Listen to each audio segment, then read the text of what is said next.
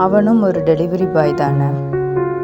இரவு மழை, சாலை முழுக்க டிராஃபிக், ஒரே ஆரன் சத்தம், லைட்ஸ் ஒளி. ஒரு சின்ன பைக்கில் ஒரு பையன் பார்சல் டெலிவரிக்காக ரன் ஆகுறான். வீட்டுக்கு போக இல்லை, இவன் ஓடுறது ஒரு டிப்ஸுக்காக. ஃபோன் ரிங் ஆகுது, கஸ்டமர் சைடில் இருந்து கால். இவன் ரொம்பவே டயர்டு, ஆனால் அட்டன் பண்ணுறான். இந்த ஜாப் அவனுக்கு வேணும்னு இல்லை, அவனோட வாழ்க்கை இதுதான். ஒரு 5 ஸ்டார் ரேட்டிங், நாளைக்கு வேலையவே சேவ் பண்ணும். பெரிய வீடு, கேட் ஓப்பன் ஆகுது. ஒரு சின்ன பொண்ணு வெளியே வரா. அங்கிள், மை பர்த்டே கேக் அப்படின்னு கேட்குறா. அவன் மெதுவாக சிரிக்கிறான். எஸ்மா அப்படின்னு அவன் சொல்கிறான். அதுக்குள்ளே அவங்க அம்மா வெளியே வராங்க. அவனை பார்த்துட்டு கேட்குறாங்க, சாப்பிட்டியா நீ? அவன் ஷாக்டு. 2 நாளாக அவன் சாப்பிடல. ஆனால் பொலைட்டாக சிரிச்சு ஆமாக்கா அப்படின்னு சொல்கிறான்.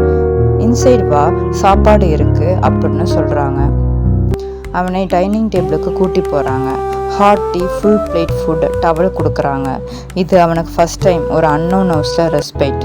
அவன் நிறையா பேசலை, ஆனால் கண்ணில் நீர். அவனுக்கு அதே போதும். அவன் வெளியே போகிறப்ப அந்த பொண்ணு சொல்கிறா, தேங்க்யூ அங்கிள். அவன் மெதுவாக சிரிக்கிறான். ஒரு டின்னர், ஒரு வார்த்தை, அவனோட ஃபுல் மந்த் மாதிரி ஃபீல் ஆகுது. அவங்க வாழ்க்கை கதை சொல்லாமையே நமக்கு ஒளிந்திருக்கு.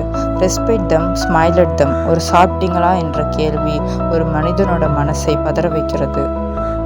இந்த கதை உங்கள் மனசை தொட்டுச்சா ஒரு லைக், ஒரு ஷேர் பண்ணுங்கள், சப்ஸ்கிரைப் பண்ணுங்கள். இது மாதிரி உண்மை வாழ்க்கை கதைகள் காத்திருக்கு.